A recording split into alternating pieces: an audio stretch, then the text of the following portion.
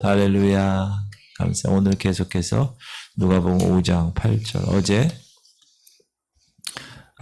먼저 읽겠습니다. 8절 시작. 시몬 베드로가 이를 보고 예수의 무릎 아래 엎드려 이르되 주여 나를 떠나소서.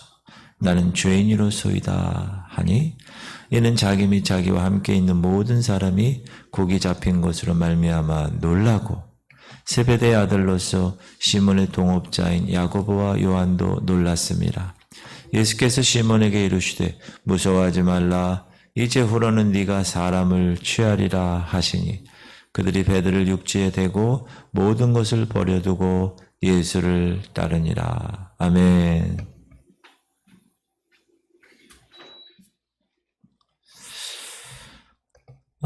어제 이 베드로가 예수님의 말씀에 의지하여 상식적이지 않은 깊은 곳에 고기가 없는데도 불구하고 그물을 내린 결과 고기를 심히 많이 잡았다. 그리고 동무들을 불러서 같이 나누었다. 그 말씀을 공부했고요. 오늘 그 베드로가 이 많은 고기가 잡힌 것에 놀란 나머지 주님 무릎 앞에 엎드리죠. 그리고 이처럼 고백하죠. 주여 나를 떠나소서. 나는 죄인이로소이다. 여러분 이 순간은 베드로의 심령이 깨지는 순간입니다. 베드로가 새롭게 이제 그의 인생을 스타트하는, 출발하는 순간입니다. 베드로의 옛사람은 이제 다 죽어버리고 이제 베드로에게 새 사람으로 거듭나는 순간입니다. 얼마나 귀한 순간이죠. 이 순간. 기적은 사람들에게 믿음을 줄 수가 있습니다. 그래서 하나님께서 그 기적, 특히 병고침이나 영적 전쟁의 귀신을 내쫓음 이런 것을 통해서 하나님이 접촉점으로 우리에게 허락하십니다. 그러나 모든 기적이 다 믿음을 주는 것은 아닙니다. 제가 어제도 말씀드렸지만 문둥병자 10명이 다 고침받았지만 기적이죠. 순식간에 고침받은 거예요. 그러나 나머지 9은 다 가고 한 명만 주님 앞에 와서 주님을 찬양하고 감사하고 그래서 내 영혼이 너를 구원하였느니라. 그렇게 영혼까지 구원받은, 다시 얘기해서 모든 기적이 다 믿음을 주는 것은 아니라라는 사실을 알 수 있습니다. 그래서 기적을 대하는 사람들의 그 반응들이 있는데 각양각측에서 첫 번째 기적을 본 후에 더 큰 기적을 보여달라는 사람의 반응이 있습니다. 예수님 시대 때 예수님이 많은 무리 앞에서 여러 기적을 행하셨는데 예를 들면 오병이어 기적을 행하셨어요. 배불리 먹었어요. 2만 명 이상이. 그리고 12광주리가 남았어요. 이거는 그들에게 있어서는 기적이었습니다.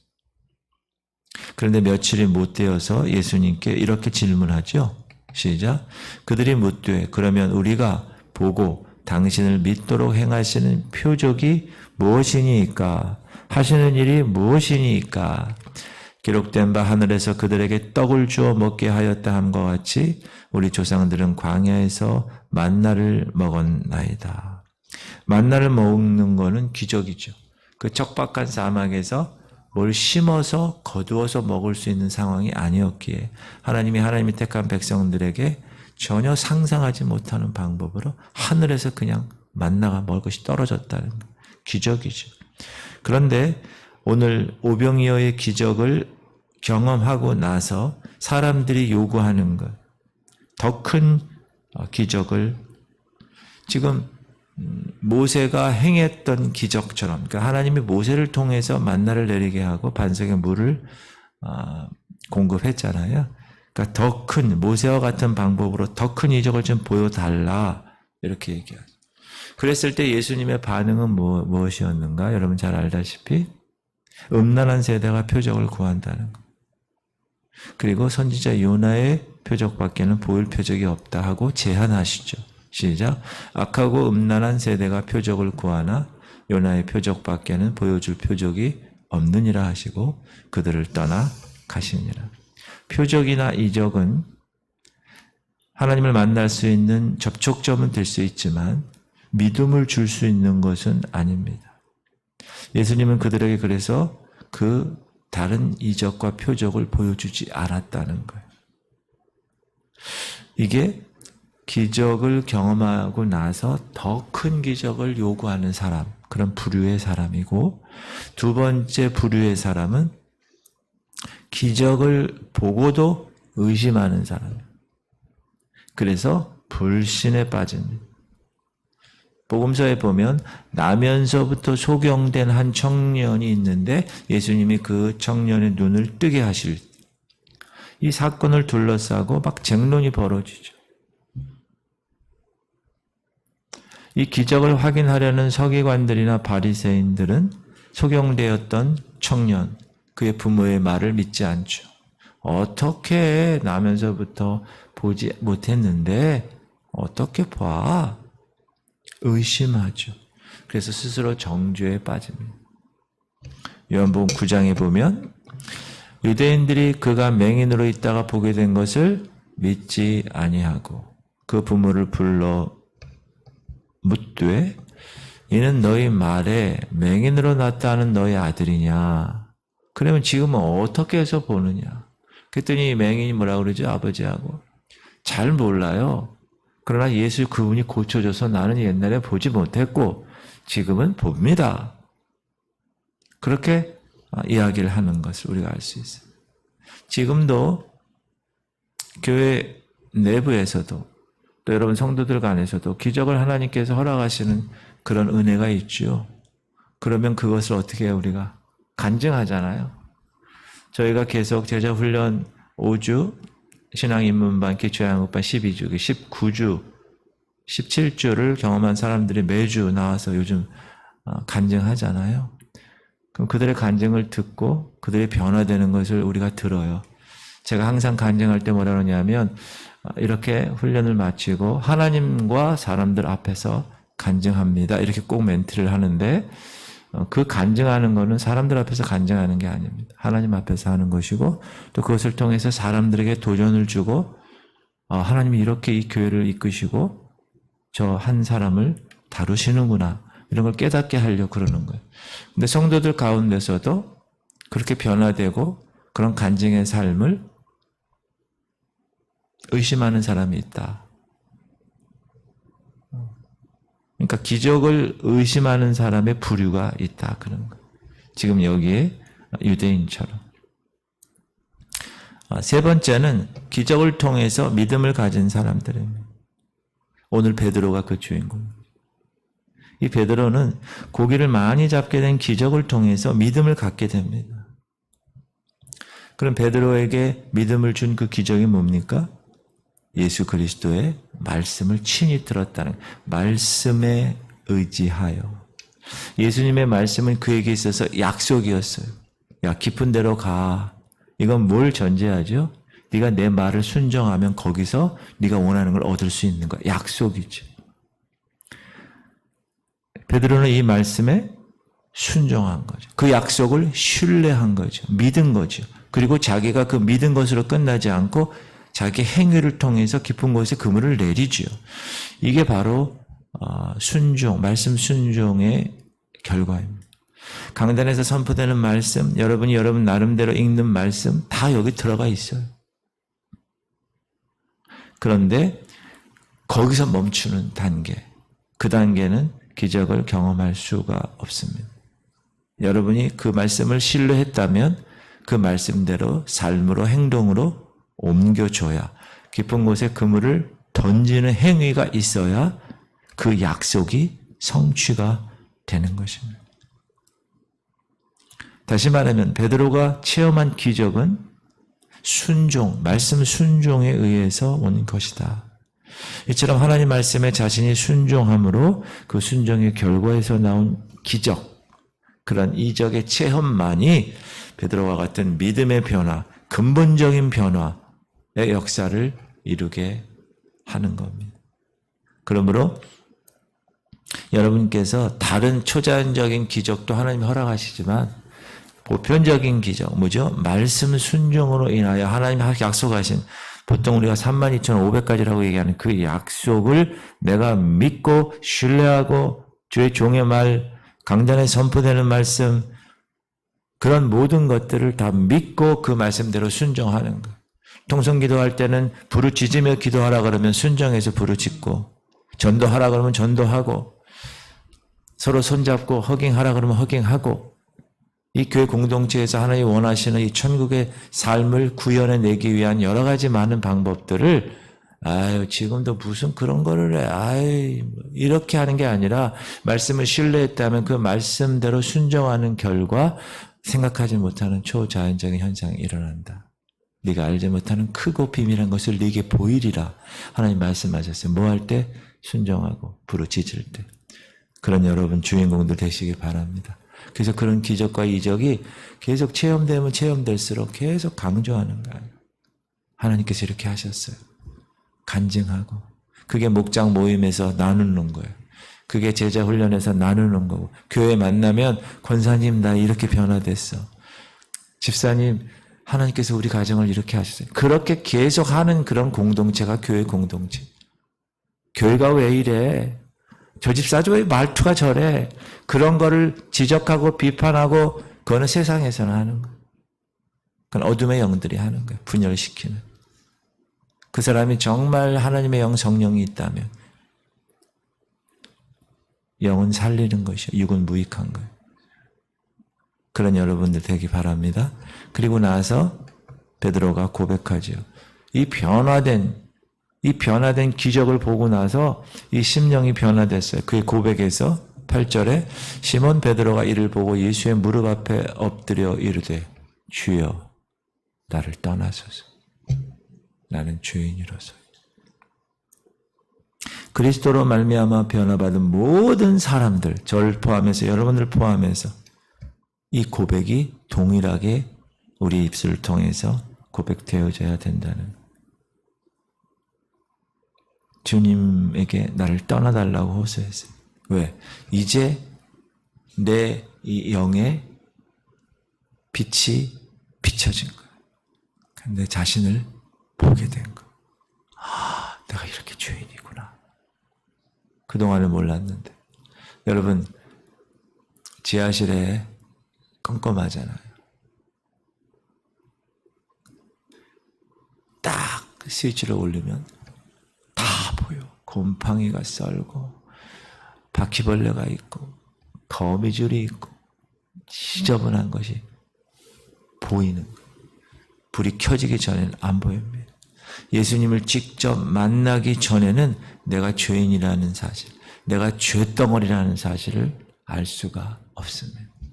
근데 예수 그리스도를 기적을 통하여 베드로 같은 경우 말씀 순종에 의하여 딱 경험하고 나니까 내 죄가 다 들춰나는 거예요. 드러나는 거예요. 견딜 수 없는 그 심정을 이렇게 토로한 거예요. 주님, 거룩하신 주님, 저를 떠나세요. 전 거룩하지 못해요. 제가 어떻게 거룩한 그분 앞에 설 수 있겠습니까? 당신 앞에. 저를 떠나주세요. 앞에 계시는 주님을 감당할 수가 없습니다. 왜? 예수 그리스도 그분은 하나님 영광의 광채시고 본체의 형상이신데 하나님과 똑같은 분인데 내가 어떻게 그분 앞에 설 수 있겠습니까? 우리도, 저와 여러분도 똑같은 주의 영광을 매일 코람되어 주님 앞에서의 삶을 살게 하셨는데 그렇게 살다 보면 베드로처럼 주여 나를 떠나소서 고백하지 않을 수 없다. 그리고 우리가 세례받을 때 의의 죄에 대하여 죽은 존재로 살아가기로 결심했으니 여러분이 삶을 살아갈 때 죄의 문제가 여러분 앞에 다가오면 어떻게 해야 됩니까? 끊어내야 되지. 나는 죄에 대하여 죽은 존재야. 근데 어떻게 죄를 지어? 무덤에 있는 사람들이 죄 짓겠어요? 못 짓죠. 그 사람들 죽었으니까. 우리는 죄에 대하여 죽은 존재라고요. 그러면 여러분, 육신이 연약하여 하나님 오늘도 이렇게 죄를 지었습니다. 오늘도 이렇게 기도할 수가 없는 거죠. 원래는. 왜? 하나님, 나는 주님으로 인하여 새롭게 거듭난 사람인데 그럼 이제 새 사람이 되었기 때문에 이제 죄를 지을 수 없는 사람입니다. 죄에 대하여 죽고 의에 대하여 산 사람임 존재입니다. 그걸 믿음으로 여러분이 갖고 가는 거예요. 그러면 죄를 안 짓는 거예요. 자, 나는 죄인으로서이다 한 이 베드로의 말에서 우리는 죄인의 몇 가지 형태를 봅니다. 세 가지를 보는데 첫 번째는 죄인이라고 불리는 죄인입니다. 이 죄인은 아담의 혈통의 자손으로 태어난 사람들. 그래서 아담의 범죄로 인하여 죄, 그 죄에 대한 대가, 보상이 사망이죠. 죄의 삭은 사망이에요. 그것을 경험할 수밖에 없는 사람. 이 죄인들은 그래서 소망 없는 사람. 쉽게 얘기하면 세상에 있는 사람이죠. 그래서 밖에 있는 사람. 또 한 부류, 두 번째 죄인이 있어요. 어떤 존재냐? 예수님이 찾으시는 죄인이 있어요. 쉽게 얘기하면 이들은 주님 목자이신 그분에 있어서 잃어버린 양입니다. 예수님은 잃은 양을 위하여 오셨어요. 주님은 이렇게 얘기하시죠. 내가 의인을 부르러 온 것이 아니요 죄인을 부르러 왔노라. 이 죄인이 잃은 양이죠. 이 죄인은 복음에 의해서 반드시 부르심을 받게 되어 있어요. 이 죄인들은 자기의 죄 문제를 회개해서 예수님을 믿음으로 구원을 얻게 되는 거죠. 생명에 이르게 돼요. 너희가 그 은혜에 의하여 믿음으로 말미암아 구원을 얻었나니 이것은 너에게서 난 것이 아니요 하나님의 선물, gift of God. 하나님의 선물로 우리가 구원받은 사람. 예수님이 찾으시는, 예수님이 지금도 찾고, 예수님이 여러분을 통하여 찾고 계시는 거예요. 그게 전도하는 사명자들. 세 번째는 의인이 된 죄인입니다. 그리스도 안에 있는 사람들. 죄인이죠. 그러나 예수님의 피값으로 몸값으로 의롭다고 칭해 주신 거죠. 의인은 아니에요. 그러나 의롭다고 여겨주신 것. 우리는 그리스도를 믿음으로 하나님으로부터 의롭다 하심을 받은 존재입니다. 맞습니까? 꼭 기억하세요. 이거는 하나님의 법적인 선언입니다. 하나님 의의 법적인 선언. 이 존재는 죄인이었는데 내가 내 독생자 예수 그리스도의 피값을 통하여 의인으로 여기노라. 죄를 사하여 의인으로 여기노라. 법적인 선언입니다. 그러나 우리의 육신이 실질적으로 의롭게 되었다? 아닙니다. 그건. 우리의 이 육이 있는 한.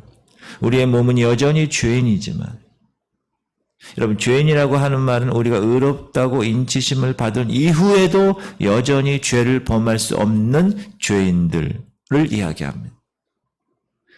그래서 그렇게 하지 않기 위해서 우리가 거룩의 과정, 성화의 과정을 내가 애쓰면서 매일 새벽을 깨우고 기도하고 성령 충만하고 하나님 앞에서의 삶을 살려고 내 삶 가운데, 내 직장, 내 일터 가운데서 하나님을 발견하려고 애를 쓰는 거예요. 그게 의인된 죄인이에요. 만일 우리가 범죄하지 아니하였다 하면 하나님을 거짓말하는 이로 만드는 것이니 또한 그의 말씀이 우리 속에 있지 아니하리라. 그래서 그 말씀이 우리 안에 있음으로 해서 하나님이 원하시는 방향으로 내가 살아가는 죄인, 의인된 죄인. 그것이 바로 저와 여러분의 삶이 되어야 될 것입니다. 거듭난 삶. 진짜 리얼 크리스천. 무늬만 그리스도인이 아니에요. 이름만 그리스도인이에요. 명목상의 그리스도인. 노미널 크리스천이라고 그러죠. 이름만 집사래. 세상 사람하고 다른 게 없어. 똑같아. 그 육신에 속한 자. 성경은 육신에 속한 자라고.